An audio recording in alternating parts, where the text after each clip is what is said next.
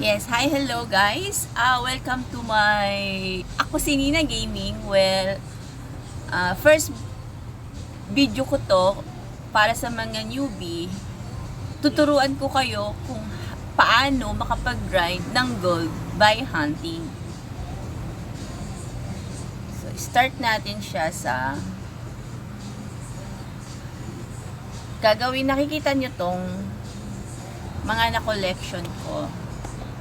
Itong mga tradable weapons na to, yan ay gagawin nating gold. Okay? So, ito, ang kailangan lang natin dito is more on dark steel, enhancement stones. Marami naman tayong stocks dyan. So, hindi niya na ina-accept yung iba kung ano. So, kailangan natin open ko lang ito guys. Yan. Okay. Sa mga bagong friends or viewers sa aking vlog or sa aking video, baka naman pwedeng pa-like and share na lang po sa aking video. Support na lang po sa aking channel para mas marami pa po akong mai-share sa inyo. Well, ito yung aking mga stocks. So, kaya pala ako na full. I-combine ko lang muna yung mga magic stones ko. Okay. Combine natin siya. Yan. So, may swerte, may. Meron akong rare. Diba? Pagka talaga si Mirror maganda ang mood, nagbibigay ng rare agad yan. Okay. So, punta na tayo sa ayan, ilan yung tradable items ko is marami rin din siya, no? So, may iba hindi tradable.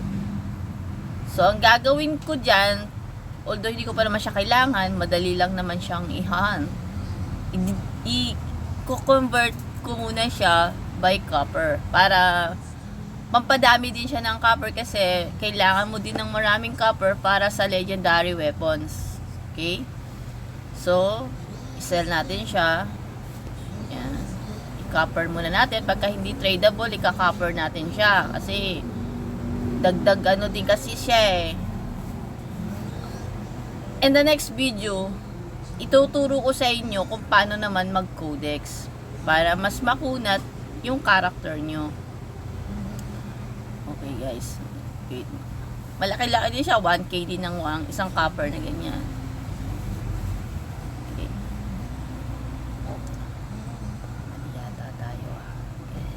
Ulitin natin. Okay, mali. Tradable na pala siya, sorry. Well, meron tayo ditong is 9 tradable weapon. So, pwede na natin siyang i-convert as a gold. Pero before that, i-enhance muna natin siya. Check natin sa aking market kung ilan yung ayun. Yung iba hindi na nga nabenta kasi ano siguro siya. I-withdraw ko muna. Then, balik na lang uli. Okay. Balik natin siya. Okay. Then, i-sale natin uli. May expiration po kasi lahat ng mga bagay-bagay sa mundo. So, kailangan natin is i-renew. Diba? Ganun lang yun. Na-expired kasi siya eh. Mali na. Etong ano na to, etong white silver na to, pwede nyo rin itong ibenta ha. Pwede nyo itong ibenta. Kung meron kayong 694 pieces na white silver, kung sa market, pwede mo siyang ibenta ng 11 grams na gold. 11 gold, sorry for the word. Okay. Pwede mo siyang 11 gold kasi 694. So, i-maximum natin siya, no? Ayan. Para mabilis. Ayan, may mga gold na tayo na nakapendi. Okay, doon na tayo sa topic natin, which is gawin natin accept natin to. Kasi itong ancient coins na to, pwede mo siyang ipagpalit sa Arcadia, which is a magic stone. So, accept natin. Move tayo doon, guys. Yan. Auto move lang tayo, ha. Yan, ganyan lang. Natin. So, okay. Basta guys, kapag ka magre-register po tayo sa market ng mga tradable weapons, make sure po natin na naka-enhance na po siya ng plus 6 above.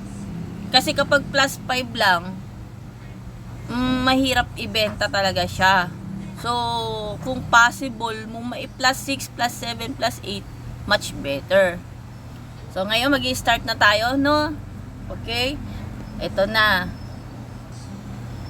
Kahit ilang man siya, kahit naman tier 3, tier 2, pwede mo na siyang i-combine. Basta depende na sa iyo yan. Depende na sa diskarte. Okay? Ilan siya? Meron tayong eto, swertihan din to, guys, ha. Swertihan dito kay Mirror kasi minsan hindi nagbibigay si Mirror ng plus 7, plus 8. Plus 6 pa lang basag na. So, ang gagawin natin dito is ipa plus 5 natin. Kasi ang plus 5, bihira lang siyang mabasag. So, accept natin siya. Okay. Enhance na natin na plus 5. Okay. Guys, medyo maingay lang konti. Ayan, sige, ano natin. Plus 5. Sure ball naman kasi siya pagka plus 5 na eh. O yan, plus 5 na siya lahat, no? So, nakikita nyo siya, puro plus 5. Ang gagawin natin, isa-isa natin siya ngayong i-enhance. Gagamitin natin ang yellow stones. Ito. Itong yellow stones na to. Yung yellow stones na yan, may possible na mag plus 6, plus 7, or plus 8 pa. Kung siniswerte po kayo. Pwede mong gamitin itong itong violet na to kung gusto mong i-reduce yung enhance niya. Bawa kung plus 5 na siya, gusto mong gawin plus 4, gamitin mo lang tong violet. Pero kasi mag-upgrade tayo, tataasan natin yung ano niya, yung yellow. So, ready na tayo, okay? Enhance na natin. Sana, basag. Basag siya. Yun, isa pa. Yellow na naman. Yun, di ba? Nag-plus 6 siya, di ba? So, keep muna natin siya. Pahinga muna ng konti. Pahinga-hingahin muna natin siya ng konti. Dito na naman tayo sa isa. Sa yellow na naman. Lagi niyong tatandaan, pag plus 5 na po siya, at gusto niyo pang pataasin, dun na po kayo sa yung yellow na enhancement stone. Yan.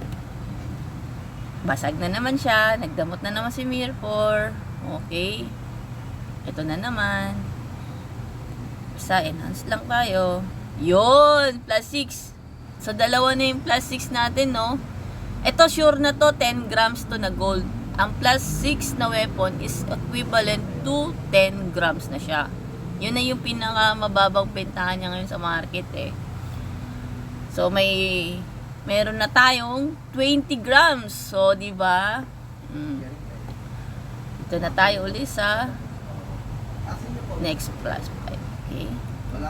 Basag na naman kami. Ganun talaga ang life. Yellow, yellow. Yun, basag na naman. Ang ganda. Ang ganda na. Basag na naman kami. Yun, basag. Ilang yan? Never surrender ka, diba? Okay. Meron pa nga dyan, minsan, yun, no? Ang ganda, diba? Ang ganda ng bigay ni Mirror. Plus 7 siya. Ito, make sure ball na to. Gold Knight. Basta mga plus 6, plus 7, sure ball na yan, gold na yan. Kasi binibili yan ng mga nagko-codex. Kasi ngayon, pag plus 5, mabibenta rin naman. Pero matagal. Etong hindi naman to tradable, pwede natin siyang i-check sa codex. So, meron tayong 1, 2, 3 na gold. So, meron na tayong, titignan natin ha kung magkano ang, accept na natin muna itong mission. Accept natin, autoplay na natin para hindi na tayo pabalik-balik guys. Okay? So, tingnan natin magkano sa market ang plus 7 na Flame Spirit Garment. Na plus 7 natin, magkano sa market. Always you guys tatandaan na, check nyo muna yung market price. Kung magkano ba ang pinaka lowest price niya. Ayan, nakikita nyo siya, di ba? May plus 10 is 80 grams. Plus 9 is 73 grams. Plus 9 is 79. Baba lang tayo, no? Plus 9, 80. Ito, pamahal na to. Pag pababa, simula taas, pababa, pataas na siya. Ayan. Ito kasi mga not in. Yung mga not enchanted tsaka enchanted, mas mas may difference kasi siya sa price no? Depende yan sa nagsiseller Ito, plus 880. Naka-enhance na po siya ng Debris Boost 2.2% bash damage reduction. Pwede din. Pang codex din to. Plus 7 is 22 grams. Oh, akalain mo yun, di ba? 22 grams pa pala ang pinaka-lowest niya na price. Dito tayo ngayon papasok sa not enchanted. Kasi hindi naman natin siya in-enchant Unless kung i-enchant natin siya, gagastos na naman tayo ng dark steel. So, ang pinaka-lowest price niya pala is 27 grams. So, ikaw, kung gusto mong mabenta, hindi, mali. Meron pala 25 po, guys. 24. Ito, hindi ko nakita. Sorry. 22 pala. 22 ang enchanted. At 23 ang pinaka-lowest price. Kung gusto mo siya mabenta ng maaga, mabilis, gagawin natin siyang 22. Yan. Ang Flame Spirit. Ibenta natin siya ng 22 grams. Ito. So, lagay natin 22 grams para pass sales. So, meron na tayong pending Pending na siya. Pending pa yan kung mabibenta agad kasi meron pa ako ditong ito, Starlight Ring. Siguro mahal tong 89 ko kaya hindi siya nag-move. Check natin, double check pa rin natin yan guys. Okay. So next naman tayo sa ating plus 6 na Oxhorn Bow. Kung gusto nyo pa siyang pataasin na hindi mababasag, kailangan natin ng enhancement stone na kulay brown. Brown siya. Pero naubos na kasi yun sa akin. Naubos na. Kailangan ko pang bubili kay Dampyo. Yung ganito guys na kulay. Kaso wala na unavailable pa ako nun. Yan. Okay. So magkano siya sa market? Check natin sa market. Magkano ba ang plus 6? Pinaka lowest price niya. Okay. Plus 6 plus 6. Tiyagaan lang talaga kung gusto nyo kumita ng gold. See? Plus 10 lang pala siya, no? So, kung gusto mo siyang ipataasin pa, kailangan natin ng isang enhancement stone na hindi nababasag. So, punta tayo ngayon sa Bichon Castle. Check natin, Bichon Castle tayo, guys. Sa tabi ni Dampyo yun, Bichon Castle. Tayo kay Bichon Castle. Doon tayo sa kay Dampyo. Ito, nakikita nyo si Dampyo sa Blue Dragon. Tabi lang naman niya eh, wala nang problema. Katabi lang naman sila eh. Yan. Check natin maigi. Ganyan. Ito guys walang ano to, hindi mo na kailangan ng kuan dito no, which tawag dito, glitz saka life essence. Pag common weapons ang ating ibebenta. Tagal. Okay. So nandito na tayo ngayon guys kay tabi ni Dampio. Sa tabi lang ni Dampio dito kay ano ba to, pangalan niya is Gue. Okay, move tayo ng konti. Konti lang. Ayan. Click natin siya. Check natin kung may pambili tayo ng enhancement stone. Kasi minsan ito enhancement stone. Ito siya. Ito siya guys. So kailangan ko ng ganitong materials. Ito to. Ito nakukuha to minsan sa mga events eh. Ito. Sa events nakukuha to. Or minsan sa mga boss, mga FC, ganun. Check natin sa warehouse ko kung meron na. Para may idea kayo guys. Okay. Tayo dito sa aking warehouse. Kung meron nga ba akong stocks. Kung wala, ano na tayo nito. Ayun! Meron akong 1 piece lang pala. 10 pieces ang kailangan nung guys eh. Ilang yan? Whatever. So, kailangan nating sumugal ngayon. Pero, sa akin kasi, meron pa naman akong gold. Isugal na lang natin kahit 10. Sayang naman kasi yung 10. Hindi mo rin naman madadapot saan-saan yan. So, isugal na lang natin siya, no? Sugal na natin siya ng 10 grams. Dagdag din naman siya eh. Hindi na natin mai-enhance to. Basag na to. Sure na basag na yan. Okay? 10 grams lang. Tingnan natin kung mayroon pa ako isa. Why not makunat? Mahirap sumugal sa mga bagay-bagay.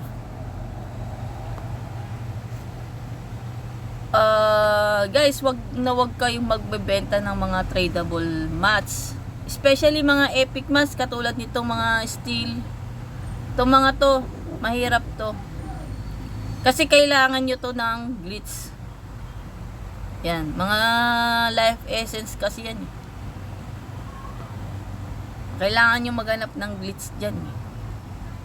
Ito, sige, try natin i-enhance. May pang-enhance ba? Isugal na natin siya. Okay. Sige, bite. Oo, di ba? Ang galing. At naka plus 8 pa tayo, di ba? Ito pinakamahal. Ngayon, gagawin natin ngayon is check na naman natin siya sa market. Magkano ang plus 8 sa market nito. Swerte niya. Ang bait ni Mirpur ngayon Beke naman Mirpur. Ang pinakamababang price sa market ng plus 8 is 10 lang din pala, kaya pala. Pero okay na yan. At least nag plus 8 no. Sure ball naman na gold na yun eh. Okay, register na natin. Ito si Mirpur talaga puro na lang kalokohan. Ngayon meron ako dito mga pending na items na hindi nabenta. So ang gagawin natin is cancel natin siya. Ayan. Ito. Tignan natin kung ano nangyari, bakit hindi nabenta, no? Okay. Check natin magkano pa sa price sa market ito. Ilan nga ba yung? Kalimutan ko. Memory gap lang, boss. Sorry naman. Last 9, magkano? 80 yung nilagay ko nun eh, diba? Last 9, magkano sa 75 not enchanted. So gagawin natin siya ngayong 74. Sige, bagsak presyo na to. Grand sale na to. Grand sale. Gawin na natin siya 74 kasi 75 sa kalaban eh. O sige, gawin na natin 74. Pwede na yan. Kasi ang base to base cases kasi sa market ngayon guys is kailangan kung ano yung pinakamababa. Yun ang binibili ng mga consumer eh. Yung gati natin ng plus 10. Magkano ang plus 10? Yung not enchanted ha, 85. So pwede natin siya ibenta ng 84. Palong-palo pa rin to, dark steel na rin to, isang dark steel na 84. Gawin natin siyang 84 no? Para mas masaya. Ay mali. Ayan. Basta lagi nyo tatandaan guys kung ano yung pinakamababang presyo sa market. Babaan nyo lang kahit isa lang, 1 grams lang naman yan. Hindi na kayo malulugi dun. Ayan. So, meron tayong 9 registered items sa market. Okay. Wait na lang yan guys. Ganun lang guys kung paano mag-craft ng gold at mang-hunting ng gold through weapon. So, okay guys. Salamat guys. See you guys. Sana follow nyo po yung aking page. At sana lagi kayong manood ng aking mga tutorial videos. First vlog ko po to guys. Sana pakisupport na lang po. Salamat po. Bye bye. To be follow po yung video nito pag once na ma-sold out na siya. Sige po.